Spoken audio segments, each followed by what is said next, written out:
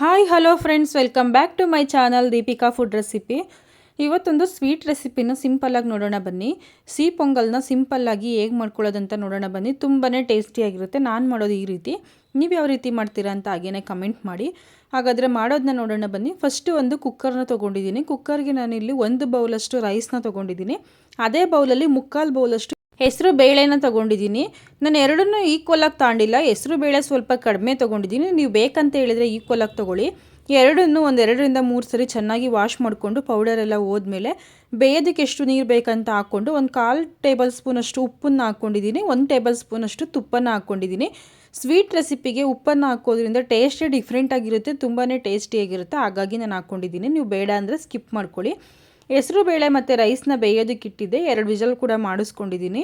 ನೀರನ್ನು ಸ್ವಲ್ಪ ಜಾಸ್ತಿನೇ ಹಾಕ್ಕೊಂಡಿದ್ದೀನಿ. ಮತ್ತೊಂದು ಕಡೆ ಸೈಡಲ್ಲಿ ನಾನು ಒಂದು ಪ್ಯಾನ್ನ ಇಟ್ಕೊಂಡು ಅದಕ್ಕೆ ಒಂದು 4 ಟೇಬಲ್ ಸ್ಪೂನಷ್ಟು ತುಪ್ಪನ ಹಾಕ್ಕೊಂಡಿದ್ದೀನಿ. ತುಪ್ಪ ಬಿಸಿ ಆದಮೇಲೆ ಬಾದಾಮಿ, ಗೋಡಂಬಿ, ದ್ರಾಕ್ಷಿ ಇಷ್ಟನ್ನು ಹಾಕ್ಕೊಂಡಿದ್ದೀನಿ. ನೀವು ಡ್ರೈ ಫ್ರೂಟ್ಸ್ನ ನಿಮ್ಗೆ ಯಾವ್ದು ಇಷ್ಟ ಆಗುತ್ತೆ ಅದನ್ನು ಹಾಕ್ಕೋಬೋದು. ನಾನಿಲ್ಲಿ 3 ಹಾಕ್ಕೊಂಡು ಚೆನ್ನಾಗಿ ಫ್ರೈ ಮಾಡ್ಕೊತಿದ್ದೀನಿ. ಗೋಲ್ಡನ್ ಫ್ರೈ ಆಗೋವರೆಗೂ ಫ್ರೈ ಮಾಡಿಕೊಂಡು ಚೆನ್ನಾಗಿ ಫ್ರೈ ಆದಮೇಲೆ ಇದಕ್ಕೇ ನಾನು ತುರಿದಿಟ್ಕೊಂಡಿರೋ ಅಂಥ ಕೊಬ್ಬರಿನ ಹಾಕ್ಕೊಂಡಿದ್ದೀನಿ. ಒಣ ಕೊಬ್ಬರಿನ ಹಾಕ್ಕೊಂಡಿದ್ದೀನಿ. ನೀವು ಹಸಿ ಕಾಯಿ ತುರಿ ಕೂಡ ಹಾಕ್ಕೋಬೋದು ತುರ್ಕೊಂಡು. ಕೊಬ್ಬರಿ ಹಾಕಿದ್ರೂ ಟೇಸ್ಟ್ ಚೆನ್ನಾಗಿರುತ್ತೆ. ಹಾಗಾಗಿ ನಾನು ಕೊಬ್ಬರಿನ ಹಾಕ್ಕೊಂಡಿದ್ದೀನಿ. ಕೊಬ್ಬರಿನ ಹಾಕ್ಕೊಂಡು ಅದನ್ನು ಒಂದು 2 ನಿಮಿಷ ಫ್ರೈ ಮಾಡ್ಕೋಬೇಕು. ಸ್ವಲ್ಪ ಕಲರ್ ಚೇಂಜ್ ಆಗೋವರೆಗೂ ಫ್ರೈ ಮಾಡಿಕೊಂಡ್ರೆ ಟೇಸ್ಟ್ ತುಂಬಾ ಚೆನ್ನಾಗಿ ಬರುತ್ತೆ. ಹಸಿ ಸ್ಮೆಲ್ ಕೂಡ ಇರಲ್ಲ. ಈಗ ಫ್ರೈ ಮಾಡಿರೋ ಅಂಥ ಡ್ರೈ ಫ್ರೂಟ್ಸು ಮತ್ತು ಕೊಬ್ಬರಿನ ಒಂದು ಬೌಲ್ಗೆ ಎತ್ತಿಟ್ಕೋತಿದ್ದೀನಿ. ಈ ಪೊಂಗಲ್ನ ನೀವು ದೇವ್ರ ನೈವೇದ್ಯಕ್ಕೆ ಕೂಡ ಮಾಡ್ಕೋಬೋದು, ಅಥವಾ ಸಿಂಪಲ್ಲಾಗಿ ಸ್ವೀಟ್ ರೆಸಿಪಿ ಏನಾರ ಬೇಕಂತ ಹೇಳಿದಾಗ ಕೂಡ ಮಾಡ್ಕೋಬೋದು. ತುಂಬಾ ಟೇಸ್ಟಿಯಾಗಿರುತ್ತೆ. ಫ್ರೈ ಮಾಡಿದ್ನೆಲ್ಲ ಎತ್ತಿಟ್ಕೊಂಡ್ಮೇಲೆ ಅದೇ ಪ್ಯಾನ್ಗೆ ನಾನು ತುಪ್ಪ ಇತ್ತಲ್ವ ಅದರಲ್ಲಿ, ಅದಕ್ಕೇ ನಾನು 1 ಬೌಲಷ್ಟು ಆರ್ಗ್ಯಾನಿಕ್ ಬೆಲ್ಲನ ತೊಗೊಂಡಿದ್ದೀನಿ. ನೀವೇನಾದರೂ ಅಚ್ಚು ಬೆಲ್ಲ ಅಥವಾ ಉಂಡೆ ಬೆಲ್ಲನ ತೊಗೊಂಡ್ರೆ ಸಪ್ರೇಟಾಗಿ ಅದನ್ನು ಕರಗಿಸ್ಕೊಂಡು ಸೋಸ್ಕೊಳ್ಳಿ. ಆರ್ಗ್ಯಾನಿಕ್ ಬೆಲ್ಲ ಆಗಿರೋದ್ರಿಂದ ನಾನು ಡೈರೆಕ್ಟಾಗೇ ಹಾಕ್ಕೊಳ್ತಿದ್ದೀನಿ. ಬೆಲ್ಲನ ಹಾಕ್ಕೊಂಡ್ಮೇಲೆ ನಾನು ಅದನ್ನು ಕರಗಿಸ್ಕೊಳ್ಳೋಕ್ಕೆ ಅದೇ ಬೌಲಲ್ಲಿ 2 ಬೌಲಷ್ಟು ನೀರನ್ನು ಹಾಕ್ಕೊಂಡಿದ್ದೀನಿ.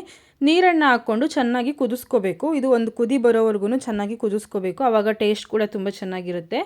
ಇವಾಗ ಇದಕ್ಕೆ ನಾನು ಒಂದು 3 ಏಲಕ್ಕಿನ ಕೆಚ್ಚಿ ಪುಡಿ ಮಾಡಿ ಹಾಕ್ಕೊಂಡಿದ್ದೀನಿ. ನೀವು ಏಲಕ್ಕಿ ಪೌಡ್ರು ಕೂಡ ಇದ್ದರೆ ಯೂಸ್ ಮಾಡ್ಕೋಬೋದು. ನಾನು ಏಲಕ್ಕಿನೇ ಕೆಚ್ಚಿ ಹಾಕ್ಕೊಂಡಿದ್ದೀನಿ. ಈಗ ಬೆಲ್ಲನ ಕುದಿಯೋದಕ್ಕೆ ಬಿಡು. ಅಷ್ಟರೊಳಗಡೆ ಇಲ್ಲಿ ರೈಸ್ ವಿಷಲ್ ಆಗಿತ್ತಲ್ವ ಅದನ್ನು ಕೂಡ ನೋಡ್ತಿದ್ದೀನಿ. ನೋಡಿ ಇಷ್ಟು ಥರ ಮಾಡ್ಕೊಂಡಿದ್ದೀನಿ. ಸಾಫ್ಟಾಗೇ ಮಾಡ್ಕೊಂಡಿದ್ದೀನಿ. ನಿಮ್ಗೇನಾದರೂ ತುಂಬ ತೆಳುವಾಗಿ ಬೇಕು ಅಂದರೆ ಇನ್ನೂ ಸ್ವಲ್ಪ ನೀರು ಜಾಸ್ತಿ ಹಾಕ್ಕೊಳ್ಳಿ. ನಾನು ತುಂಬ ತೆಳುವಾಗಿ ಬೇಡ ಅಂತ ಹೇಳಿ ಸ್ವಲ್ಪನೇ ನೀರನ್ನ ಹಾಕ್ಕೊಂಡು ಮಾಡ್ಕೊಂಡಿದ್ದೀನಿ. ಈಗ ಬೆಲ್ಲ ಪಾಕ ಇತ್ತಲ್ವ ಅದು ಕುದೀತಿತ್ತಲ್ಲ, ಪಾಕ ಏನು ಬರೋ ಥರ ಕಾಯಿಸ್ಕೊಳ್ಳೋದು ಬೇಡ. ಬೆಲ್ಲ ಕರಗಿ ಒಂದು ಕುದಿ ಬಂದರೆ ಸಾಕಾಗುತ್ತೆ. ಈಗ ಅದಕ್ಕೇ ನಾನು ಮಾಡ್ಕೊಂಡಿದ್ದಂಥ ರೈಸನ್ನು ಹಾಕ್ಕೊಂಡು ಚೆನ್ನಾಗಿ ಮಿಕ್ಸ್ ಮಾಡ್ಕೊತಿದ್ದೀನಿ. ರೈಸನ್ನು ಹಾಕ್ಕೊಂಡ್ಮೇಲೆ ಐ ಫ್ಲೇಮಲ್ಲಿ ಇಟ್ಕೋಬೇಡಿ, ಮೀಡಿಯಮ್ ಫ್ಲೇಮಲ್ಲೇ ಇಟ್ಕೊಂಡು ಚೆನ್ನಾಗಿ ಮಿಕ್ಸ್ ಮಾಡ್ಕೋಬೇಕು.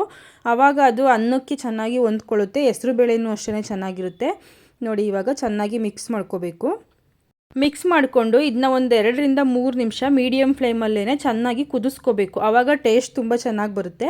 ಕುದಿಸ್ಕೊಂಡು ಲಾಸ್ಟಲ್ಲಿ ಇದಕ್ಕೆ ನಾನು ಫ್ರೈ ಮಾಡಿ ಇಟ್ಕೊಂಡಿದ್ದಂಥ ಡ್ರೈ ಫ್ರೂಟ್ಸು ಮತ್ತು ಒಣಕೊಬ್ಬರಿ ಇತ್ತಲ್ವ ಅದನ್ನು ಹಾಕ್ಕೊಂಡು ಅದ್ರ ಜೊತೆಗೇ ತುಪ್ಪ ಕೂಡ ಹಾಕ್ಕೊಂಡಿದ್ದೀನಿ. ಲಾಸ್ಟಲ್ಲಿ ಒಂದು 2 ಟೇಬಲ್ ಸ್ಪೂನ್ ತುಪ್ಪನ ಹಾಕ್ಕೊಂಡಿದ್ದೀನಿ. ನೀವು ಬೇಕಂದರೆ ಹಾಕ್ಕೊಳ್ಳಿ, ಬೇಡ ಅಂತ ಹೇಳಿದ್ರೆ ಸ್ಕಿಪ್ ಕೂಡ ಮಾಡ್ಕೋಬೋದು. ನಾನು ಇಷ್ಟ ಆಗುತ್ತೆ ಮತ್ತು ಟೇಸ್ಟು ಕೂಡ ಚೆನ್ನಾಗಿರುತ್ತೆ ಅಂತ ಹೇಳಿ ಹಾಕ್ಕೊಂಡಿದ್ದೀನಿ. ಇಷ್ಟನ್ನು ಹಾಕ್ಕೊಂಡ್ಮೇಲೆ ಮತ್ತೆ ಒಂದು 2-3 ನಿಮಿಷ ಚೆನ್ನಾಗಿ ಮಿಕ್ಸ್ ಮಾಡಿಕೊಂಡ್ರೆ ಪೊಂಗಲ್ ರೆಡಿಯಾಗಿರುತ್ತೆ. ತುಂಬಾ ಟೇಸ್ಟಿಯಾಗಿರುತ್ತೆ. ಈಸಿಯಾಗಿ ಕೂಡ ಮಾಡ್ಕೋಬೋದು, ಕ್ವಿಕ್ಕಾಗಿ ಕೂಡ ಆಗುತ್ತೆ. ನೋಡಿ ಇವಾಗ ರೆಡಿಯಾಗಿದೆ ಪೊಂಗಲ್ಲು. ಇದನ್ನ ನಾನು ಇವಾಗ ಒಂದು ಬೌಲ್ಗೆ ಸರ್ವ್ ಮಾಡ್ತಿದ್ದೀನಿ. ತುಂಬಾ ಟೇಸ್ಟಿಯಾಗಿರುತ್ತೆ. ದೇವಸ್ಥಾನದಲ್ಲಿ ಪ್ರಸಾದ ಕೊಡ್ತಾರಲ್ವ ಆ ರೀತಿಯೇ ಇರುತ್ತೆ. ನಾನು ಸ್ವಲ್ಪ ಇಲ್ಲಿ ಗಟ್ಟಿಯಾಗಿಯೇ ಮಾಡ್ಕೊಂಡಿದ್ದೀನಿ. ನೀವು ಅನ್ನ ಏನಾದರೂ ಸಾಫ್ಟಾಗಿ ಬೇಕಂದರೆ ನೀರನ್ನ ಜಾಸ್ತಿ ಹಾಕ್ಕೊಳ್ಳಿ. ಈ ರೆಸಿಪಿ ನಿಮಗೆ ಇಷ್ಟ ಆಗಿದ್ದರೆ ನೀವು ಒಂದು ಸರಿ ಟ್ರೈ ಮಾಡಿ, ಹೇಗಿತ್ತಂತ ಕಮೆಂಟ್ ಮಾಡಿ. ಹಾಗೆ ಸಬ್ಸ್ಕ್ರೈಬ್ ಮಾಡ್ಕೊಳ್ದೇ ವಿಡಿಯೋ ನೋಡ್ತಿದ್ರೆ ಸಬ್ಸ್ಕ್ರೈಬ್ ಮಾಡ್ಕೊಂಡು ನೋಡಿ. Thanks for watching.